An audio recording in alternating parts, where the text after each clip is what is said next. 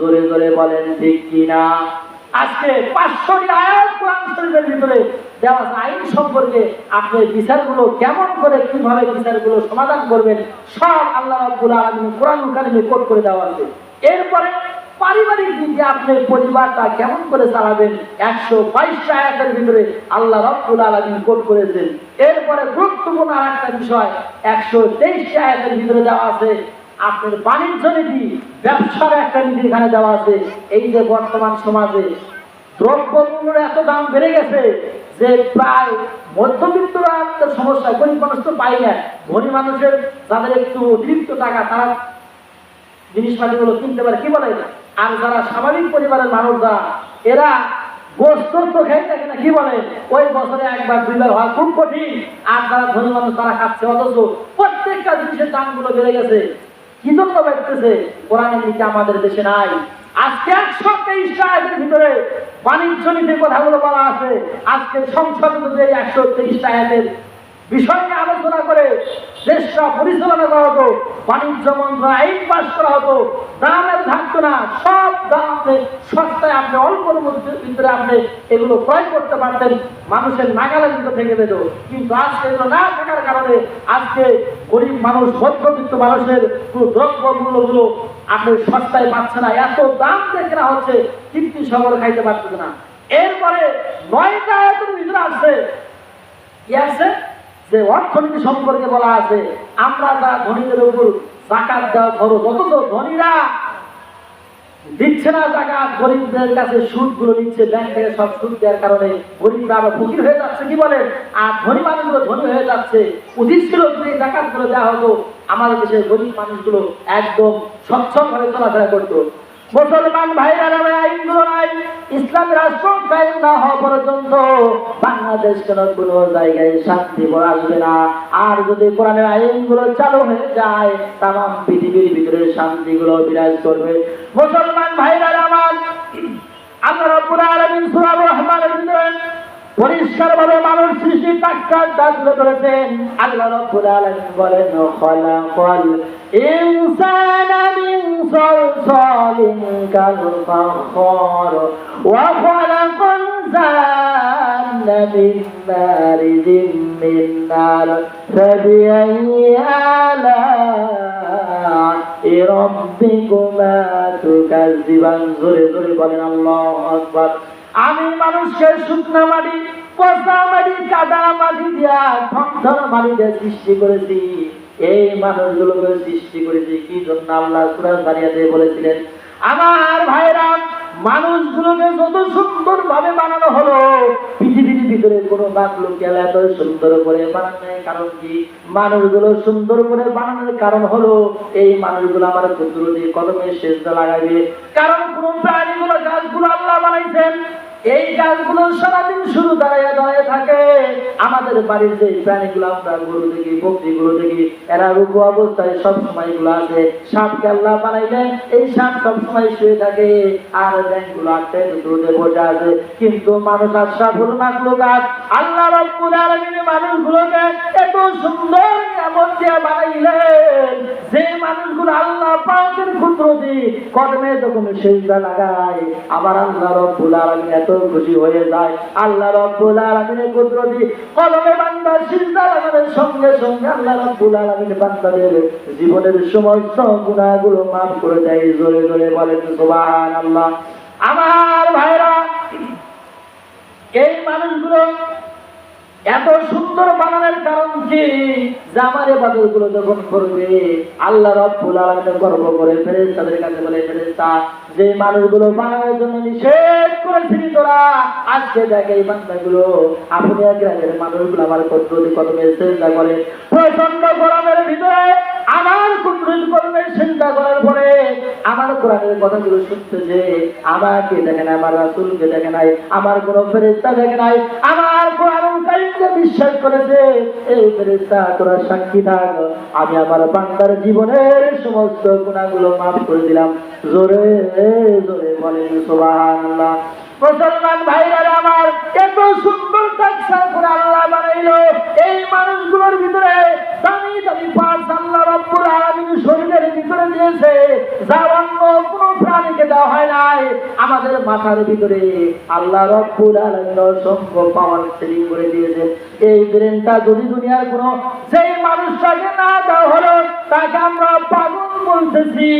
এই লোকটা যখন চলাফেরা করে পাগল, এই পাগলের সম্পত্তি যতটাই মানুষ সম্মান করে না, একজন পাগলের সাথে যদি আর একজন মেয়ের বিয়ের আয়োজন করা হয়, কিন্তু কেউ বিয়ে দিবে না। কারণ কি, যেটা পাগল আল্লাহ রাব্বুল আলামিন মানুষের মাথার ব্রেনটা এত সুন্দর করে সেটিং করেছেন যে বান্দা কোন জিনিস একবার দেখলে সে মেমোরির ভিতরে ভরতে পারে। আমাদের মোবাইলের ভিতরে যে মেমোরিটা আছে, এই মেমোরিটা যখন ভরে যায় অন্য কোনো কিছু ওয়াজ তোলা যায় না, কোনো কিছু আর ডাউনলোড করা যায় না। কিন্তু আল্লাহ রাব্বুল আলামিন মানুষের মেমোরিটা এত সূক্ষ্ম করেছেন, এত গভীর করেছেন যে মানুষের মেমোরির ভিতরে যত করে এই মেমোরি কোনোদিন আর ভরে যায় না। এই মেমোরির ভিতরে যত কিছু আছে, এরপরে মানুষ বান্দা যখন কোরআনুল কারীমের তিলাওয়াত গুলো করে, আর মানুষের মাথার ভিতরে আল্লাহ রাব্বুল আলামিন আরো সুন্দর করে সেটিং ফিটিং করে দেয়।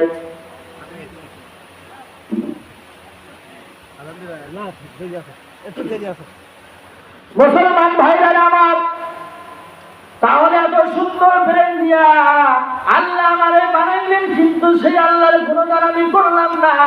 সেই আল্লাহর কথা যদি তুমি মানানো না মানো, কাল কিয়ামতের ময়দানে কঠিন মুসিবতের দিনে আমার আপনার বিরুদ্ধে আপনার আমার সঙ্গগুলো সাক্ষ্য দিয়ে দিবে। যখন আপনার অঙ্গ আমার অঙ্গ সাক্ষ্য দিয়ে দিবে, ফেরেশতারা আমার গলার সাথে রশি বাঁধাইয়া আল্লাহ রাব্বুল আলামিনের জাহান্নামের ভিতরে নিক্ষেপ করতে বলবেন। মুসলমান ভাইরা আমার, কিয়ামতের ময়দানে আমার হাত সাক্ষী দিবে। আল্লাহ রাব্বুল আলামিন বলেন, আল-ইয়াওমা নাখতিমু আলা আফওয়াহিহিম ওয়া তুকাল্লিমুনা আইদিহিম ওয়া তাশহাদু আরজুলুহুম বিমা কানু ইয়াকসিবুন। জোরে জোরে বলেন আল্লাহু আকবার। বান্দা যখন কিয়ামতের মুসিবতের দিনে পড়ে যাবে, মিথ্যা কথা বলা শুরু করবে, আল্লাহ বলবে, বান্দারে এই অপরাধগুলো তুমি করেছো, তোমার যে হাত দিয়েছিলাম এই হাত ইসলামের পক্ষে ভোট দাও নাই, ওই মার্কাতে তুমি ভোট দিয়েছিলে, এটা আমার মার্কা ছিল না, আমার ইসলামের পক্ষের মার্কা ছিল না। বান্দা আল্লাহ আমি জীবনে এই কাজগুলো করি নাই, কিন্তু ফেরেশতারা ভিডিও করে রাখবে, দেখানো হবে। দেখানোর পরে যখন তোমার জবান বন্ধ করে দেওয়া হবে, হাত পা সাক্ষী দেওয়া শুরু করে দিবে, আল্লাহ তুমি সেই বান্দার সাথে আমার হাত পা গুলো রেডি করে দিয়েছিলা, আজকে সেই মানুষগুলো আমার তোমার বিরুদ্ধে করেছে। কাজী আল্লাহ রাব্বুল আলামিন সঙ্গে সঙ্গে ফেরেশতা আর দেরি করিও না, এই বান্দাকে তুমি ধরে ধরে জাহান্নামের ভিতরে নিক্ষেপ করো। জোরে জোরে বলেন নাউজুবিল্লাহ। আমার ভাইরা, যদি দুনিয়ার জীবনে, পারিবারিক জীবনে, সামাজিক জীবনে, রাষ্ট্রীয় জীবনে আল্লাহ রাব্বুল আলামিনের হুকুম থেকে আপনি বাইরে চলে যান, কবরে যাওয়ার পরে রাসূল আপনাকে গ্রান্টেড করবে না, গ্রহণ করবে না। রবের ট্রেনিং যদি আপনি দুনিয়ার জীবনে আপনি দিয়ে যান, কবরে যাওয়ার পরে সোয়ালের জবের কোনো টেনশন করা লাগবে না। সঙ্গে সঙ্গে কবরে আপনার জন্য আমলগুলো দাঁড়িয়ে যাবে, ফেরেশতারা আপনার পক্ষে সাক্ষ্য হয়ে যাবে। আপনি আমল করবেন না, আল্লাহর হুকুম মানবেন না, রাসূলের আদর্শ মানবেন না, রাসূলকে নেতা হিসাবে গ্রহণ করবেন না, কবরে যাওয়ার পরে রাসূল আপনাকে আমাকে চিনবে না।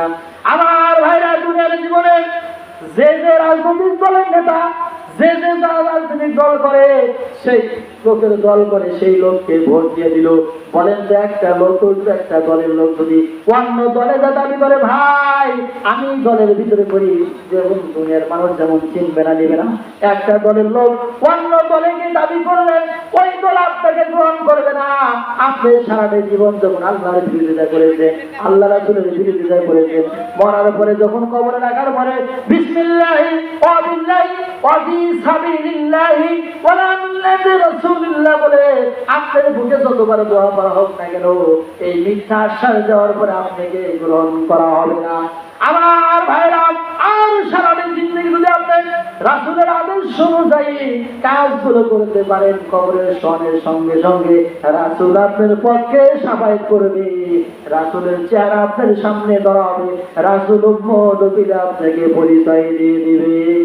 আজকে আমরা বাংলাদেশে বিভিন্ন জন বিভিন্ন রাজনৈতিক দলের নেতা হিসেবে, এরপরে কর্মী হিসাবে দাবি করি, মরে যাওয়ার পরে কিন্তু সব দলের নাম বলে বলে নাকি দুই রাসূলের দলের নাম বলে ছেড়ে গেল।